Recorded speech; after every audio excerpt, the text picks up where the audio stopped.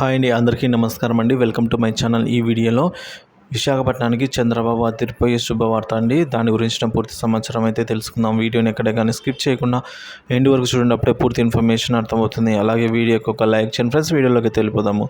విశాఖ వాసులకు కూటమి ప్రభుత్వం అధికారంలోకి వచ్చిన తర్వాత శుభవార్త అందించింది. ఇటీవల విశాఖలో పర్యటించిన ముఖ్యమంత్రి నారా చంద్రబాబు నాయుడు విశాఖ మెట్రో రైలు ప్రాజెక్టుకు సంబంధించి అధికారులకు దిశానిర్దేశం చేశారు.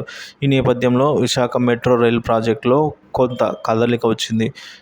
విశాఖ నగరాన్ని మరింత అభివృద్ధి చేసేందుకు నడుం బిగించింది.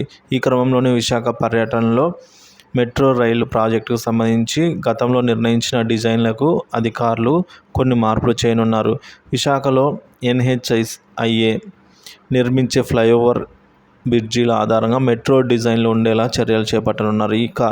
ఈ కార్యక్రమంలోనే NHAIతో సమన్వయం చేసుకుని ముందుకు వెళ్ళడానికి వీలుగా అయితే అధికారులు ఈ మేరకు ప్రణాళికలు సిద్ధం చేస్తున్నారు. విశాఖ మెట్రో రైలు ప్రాజెక్టుకు సంబంధించి సీఎం చంద్రబాబు నాయుడు పర్యటన అనంతరం కదలి వచ్చి మెట్రో రైలుకు సంబంధించి సమగ్ర ప్రాజెక్టు నివేదిక DPRలోను కొన్ని మార్పులు చేసే అవకాశం ఉన్నట్లు అధికార వర్గాలు తెలిపాయి.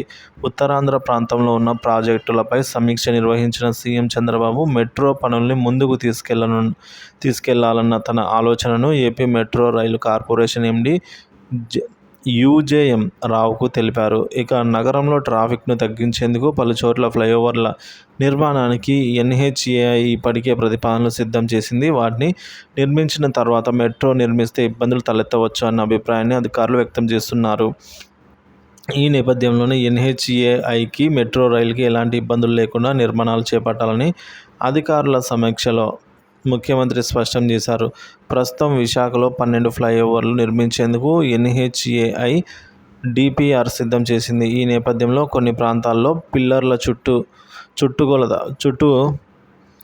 కొలత అయితే పెంచడము, అలాగే కొన్ని అదనంగా నిర్మించడం, వంతెన పొడవులు వెడల్పులో కొన్ని మార్పులు చేయనున్నారు. అయితే అధికారుల సమావేశం తర్వాత త్వరలోనే వాటిపైన అయితే స్పష్టత వచ్చే అవకాశాలు అయితే ఉన్నట్టు చెప్తున్నారు ఫ్రెండ్స్. సో మొత్తానికి ఈ విధంగా విశాఖకు మెట్రో రైలు వచ్చిందంటే అదొక గుడ్ న్యూస్ అనే చెప్పుకోవచ్చు.